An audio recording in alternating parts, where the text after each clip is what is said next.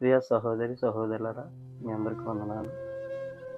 ఈరోజు మనం ముఖ్యంగా బైబిల్ నుంచి ఒక సందేశాన్ని తెలుసుకుందామండి.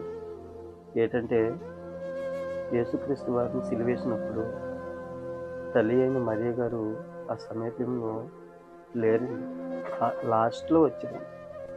ఎందుకంటే, యేసుక్రీస్తు వారి దగ్గరికి రావడానికి వాళ్ళ కుటుంబం ఒప్పుకోలేదండి. లాస్ట్‌లో అమ్మ నీ కుమారుడు ఇయ్యాల తప్ప వాళ్ళు రేపొద్దున్న దొరకడమ్మా అని ఆ నోట ఇంటే మరి ఇంకా తల్లి ప్రాణం కదండి. ఆపుకోలేక పరుగున కుమారుడు కోసం వచ్చేసింది కుటుంబాన్ని కూడా లెక్క చేయకుండా.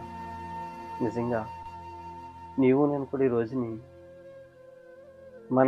పాపాల కొరకు ఆయన సిలువేయబడ్డాడు. ప్రతి ఒక్క రక్తం చుట్టూ చుక్క కూడా నేల మీద కార్చేసేది. మరి నువ్వు నేను కూడా ఈ రోజుని ఏం చేయాలండి? దేవుని కొరకు మనం ఏం చేయాలండి? మన కొరకు ఆయన రక్తాన్ని కార్చి సిలువలో మరణించాడు. మరి మనం ఏం చేయాలండి? మనం ఏం చేయాలమ్మా? మనం ఏం చేయాలి సహోదరుడా? తల్లి మనం ఏం చేయాలి? ఆయన ఎరిగి నలిగిన హృదయం కావాలన్న. మనం లోకంలో ఇష్టానుసరిగా జీవిస్తున్నాం. మరి ఒక్క క్షణం ఆలోచిద్దామా? ఆయన గురించి ఒక్క క్షణం ఆలోచిద్దామా? ఆయన మన కొరకు ఎందుకు చనిపోయారు అసలు? ఒక్క క్షణం ఆలోచిద్దాం. మన పాపంతో నిండిపోయి ఉన్నాం.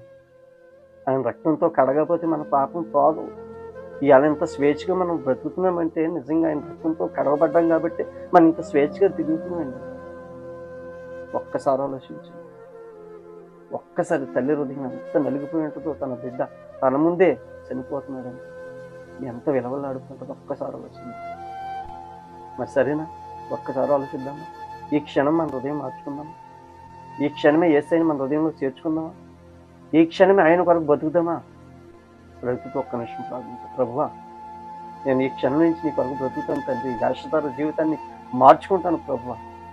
స్థిరమైన జీవితాన్ని జీవిస్తాను.